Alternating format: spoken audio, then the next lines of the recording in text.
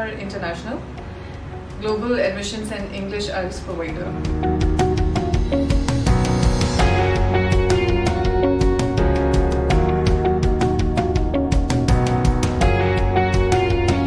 My name is Aisha. I would be discussing about the IELTS exam format and different modules. अभी हमने एक last video आपने हमारी देखी होगी जिसके अंदर हमने इंट्रोड्यूस किया था कि IELTS बेसिकली होता क्या है.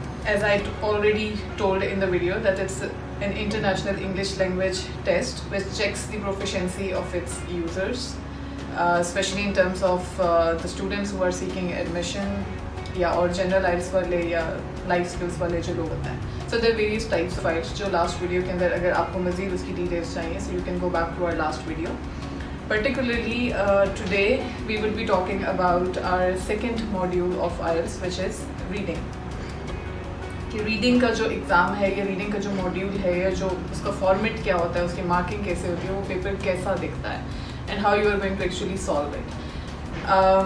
रीडिंग का जो एग्ज़ाम है IELTS के अंदर दैट इज़ ऑफ 3 पैसेजेस और you can say 3 sections as well. हर सेक्शन के अंदर एक पैसेज होता है. एक पैसेज की अप्रॉक्सीमेट लेंथ 2 पेजेस होती है. It could be more than 2 as well, it could be less than 2 as well, लेकिन ऑन एवरेज आपके पास 6 पेजेस तकरीबन टोटल हो जाएंगे because you have 3 sections and you have 1 passage in each and every section. So on average you have to read 6 pages. Time आपका होता है 1 आवर. 1 आवर के अंदर आपने वो 6 पेजेस रीड करने हैं और उनके अंदर से 40 क्वेश्चंस को सॉल्व करना है.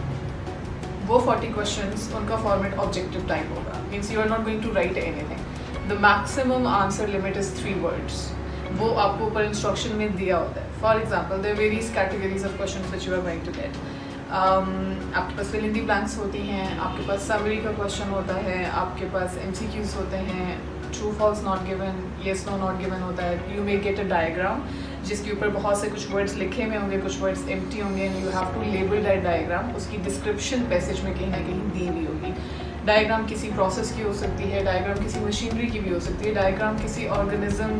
डिपेंड करता है कि आपका जो पैसेज है वो किस टॉपिक के ऊपर है. यूजुअली साइंस से रिलेटेड रिसर्च पेपर्स में से टॉपिक उठाए हुए होते हैं तो आपके पास मशीनरी की डायग्राम्स ज़्यादा होती है, लेकिन इसके अलावा भी हो सकती है. सो उसको आपने लेबल करना होता है. इसके अलावा आपके पास फ्लो चार्ट्स हो जाते हैं. फ्लो चार्ट्स के अंदर एक प्रोसेस गिवन होगा, नीचे एक प्रोसेस का नेम हो सकता है स्किप किया हुआ उन्होंने, किसी एक पैराग्राफ में उस पूरे प्रोसेस को डिस्क्राइब किया हुआ होगा. आपने उसको रीड आउट करना है, आपने एनालाइज करना है कि इस फर्स्ट स्टेप के बाद सेकेंड स्टेप यहाँ पे कौन सा लिखा हुआ है. उन्होंने वर्ड लिमिट आपको दी होती है कि वो स्टेप का नेम या जो उस ब्लैंक के अंदर आपकी लिमिट है वर्ड की वो 1 वर्ड है, 2 वर्ड है या 3 वर्ड है, उससे एक्सीड नहीं कर सकते.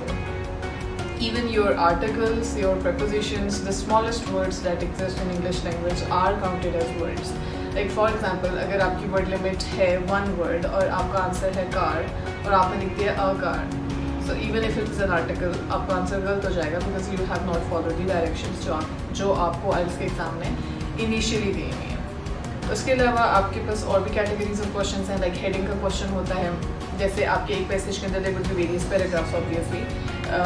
7 पैराग्राफ्स हो सकते हैं, 8 पैराग्राफ्स हो सकते हैं. क्वेश्चन वो कंस्ट्रक्ट करेंगे कि वो आपको कुछ हेडिंग्स की एक लिस्ट देंगे. फॉर एग्जांपल अगर आपके पैसेज के अंदर 7 पैराग्राफ्स हैं और वो आपको 10 हेडिंग्स देते हैं, so you have to assign. आप हर पैराग्राफ को पढ़ोगे, अंडरस्टैंड करोगे कि ये पैराग्राफ किस चीज़ के बारे में है and then you are going to assign an appropriate heading from that list to that particular paragraph.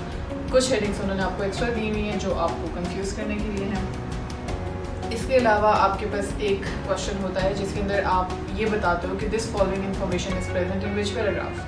So it means you are going to read the information which is given in the question and then you are going to go back to the passage, read it, check it कि वो जो particular बात उस sentence में, उस phrase में कर रहा है वो उसने उस passage के अंदर कहाँ पे की है. So that's called finding out the information.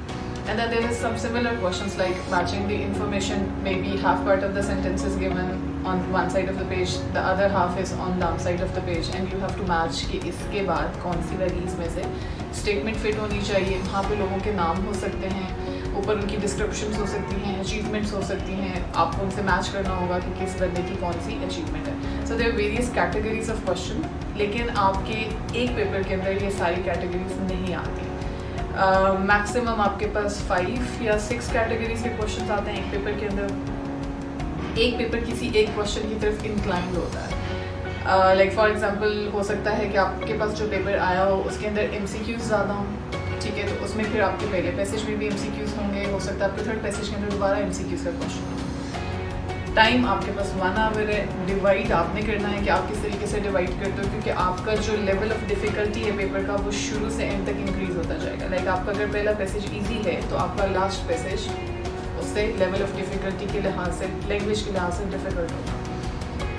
Average आपके पास टाइम डिवीजन होती है 20 एंड 20 मिनट्स पर ईच एंड एवरी पैसेज। लेकिन इस तरीके से आपका पेपर कंप्लीट नहीं हो सकता, क्योंकि आपने एक आंसर शीट के ऊपर आंसर्स लिखने भी होते हैं।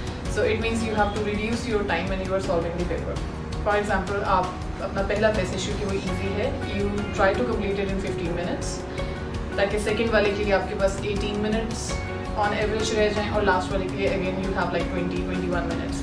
तो आपके पास 3-4 मिनट एटलीस्ट सेव होने चाहिए, और मोर देन डैट कि आप वो आंसर्स ट्रांसफ़र कर सकें अपनी आंसर शीट के ऊपर, क्योंकि एग्जामिनर आपके पेपर को पेपर पे चेक नहीं करेगा, आपकी आंसर शीट पे चेक करेगा, जिसके ऊपर आपने 1 to 40 में वो सारे आंसर्स लिखे हुए होंगे। Now here what you are going to get help from HR is कि पेपर बहुत लेंथी है, टाइम बहुत कम है, और लेवल ऑफ लैंग्वेज बहुत डिफ़िकल्ट है। So how you are going to solve it.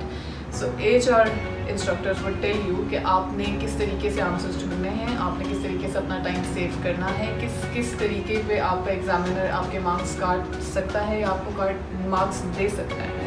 So there various things which you need to learn, specially time management and specially the techniques how to find out the answers, क्योंकि आप हर type के question के लिए पूरा passage नहीं पढ़ सकते। सो बहुत सी चीज़ें हैं जिनके अंदर आपको हेल्प मिल सकती है। You can take our live classes as well. हमारे सभी ब्रांचेस के अंदर लाइव क्लासेस ऑफर होती हैं। अगर आप नहीं आ सकते, यू थिंक कि आपके लिए एक्सेसिबल नहीं है आना, और आप या किसी ऐसे एरिया में रहते हैं जहाँ HR का ऑफिस नहीं है, आप स्काइप क्लासेस ले सकते हैं। वो भी आपको 2 ऑनवर्ड्स सारे आवर्स में स्काइप क्लासेस भी अवेलेबल हैं। बाकी अगर आपको फ़ी स्ट्रक्चर या बाकी कोई इन्फॉर्मेशन इससे रिलेटेड चाहिए तो आप हमारे ऑफिस विज़िट भी कर सकते हैं, आप हमें कॉल भी कर सकते हैं, और नंबर्स के ऊपर जो स्क्रीन के ऊपर आपके सामने आ रहे होंगे। इफ़ यू आर कंसर्न कि हमारे पिछले रिजल्ट या हमारा रिकॉर्ड कैसे है, सो यू कैन सी आपकी स्क्रीन पे कुछ पिक्चर्स डिस्प्ले होंगी जो कुछ स्टूडेंट्स के रिमार्क्स हैं और उनके मार्क्स हैं, so that you can get to know कि हमारा ट्रैक रिकॉर्ड कैसा है, which is obviously very good. But if still there are confusions, you can visit us or call us on the numbers below. Thank you so much, and stay tuned for our next videos.